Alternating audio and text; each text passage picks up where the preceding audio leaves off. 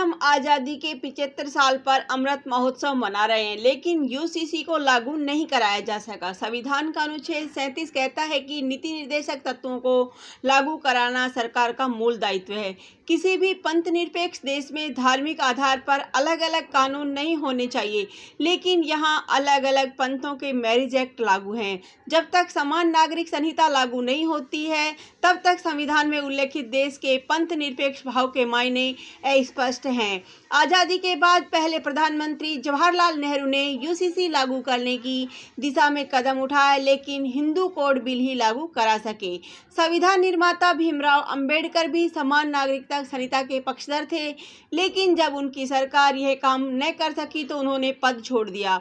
इससे पहले संविधान सभा में जब अंबेडकर ने यूनिफॉर्म कोड अपनाने की बात रखी तो कुछ सदस्यों ने उग्र विरोध किया।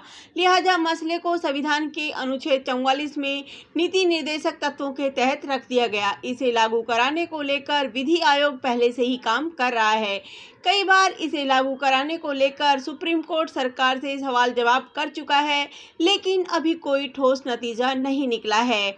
अब एक बार यह प्रावधान फिर से आम और खास की चर्चा के केंद्र में है। उत्तराखंड के बाद हिमाचल प्रदेश ने भी कहा है कि वे अपने बलबूते से राज्य में समान नागरिक संहिता लागू करेंगे।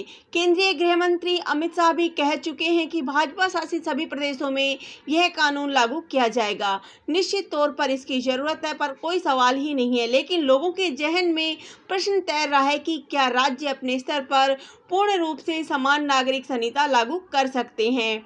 कानून एक लाभ अनेक। भारतीय दंड संहिता की तर्ज पर देश के सभी नागरिकों के लिए एक भारतीय नागरिक संहिता, one nation one civil code लागू होने से देश और समाज को सैकड़ों जटिल, बेकार और पुराने कानूनों से मुक्ति मिलेगी।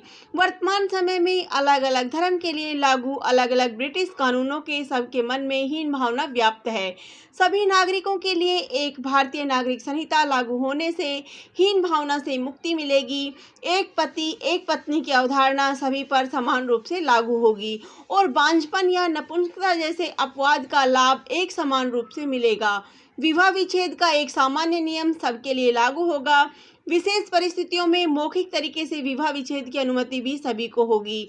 पैतृक संपत्ति में पुत्र पुत्री तथा बेटा बहू को समान अधिकार प्राप्त होगा। विवाह विच्छेद की स्थिति में विवाह उपरांत अर्जित संपत्ति में पति पत्नी को समान अधिकार होगा। वसीयत, दान, बंटवारा, गोद लेने के संबंध में सभी पर एक समान कानून लागू होगा।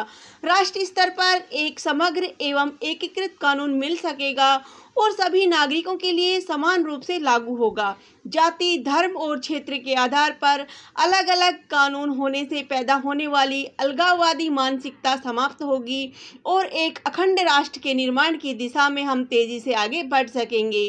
अलग अलग धर्मों के लिए भिन्न भिन्न कानून होने के कारण अनावश्यक मुकदमों में उलझना पड़ता है। सबके लिए एक नागरिक संहिता होने से न्यायालय का बहुमूल्य समय बचेगा।